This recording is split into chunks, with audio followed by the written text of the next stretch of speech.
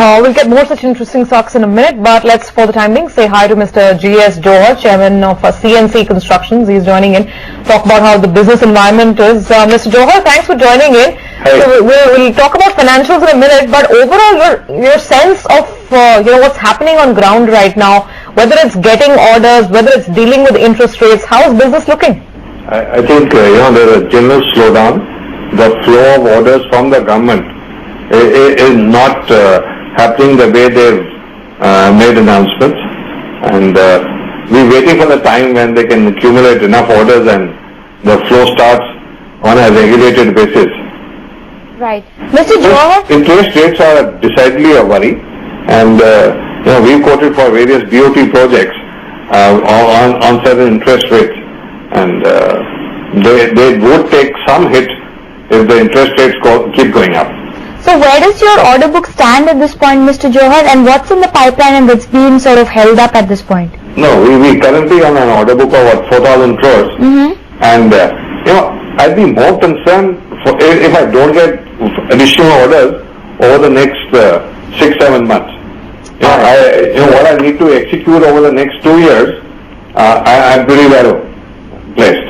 Alright, so you're just waiting to see what sort of a hit those upcoming orders might actually take. But Mr. Johar, if I can understand right, can you give us a breakup of where you're seeing most of these orders coming from? You also have this specialty, whereas you go in and build constructions, build these roads and highways in places that are difficult to access.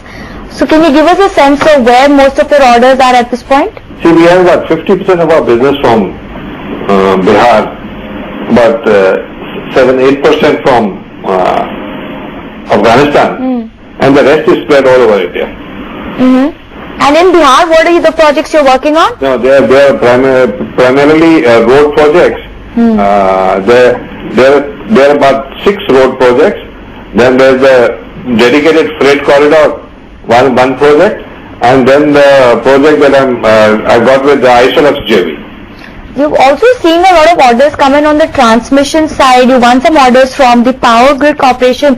Can you give us a sense of that and what sort of a timeline you're working with? And if there's any other companies you're approaching for more orders? Yeah, there are about 200 crores of orders that we got from PGCL, and there will be a constant add-on in this sector. We are bidding for 1 or 2 very large projects, which is a little premature to announce right now. Maybe in the next 2 to 3 weeks we may have some announcement in respect of a large transmission order. Mr. Johar, just to come to this quarter, your sales are down by I think about 15 or 16%. Can you tell us how many orders did you book in the last 3 months, Jan, Feb, March? Yeah, we booked around 1,200 crores of orders of the last 3 months. Okay, just a quick last question, and we've been hearing this from so many companies, the government is not coming out with enough orders. But do you have any sense why is this happening? Why has incremental order flow become so thin across the sector? Actually, if you see, the management of this business of highways, there are just too many changes. NHAI still has to have a chairman. We can't have a program of this size and not have a operating chief. All right, Mr. Johar.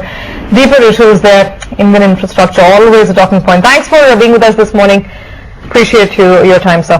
All right, let's take a break. On that note, we'll come back on the other side and we'll touch base with the management of J. Kumar Infra.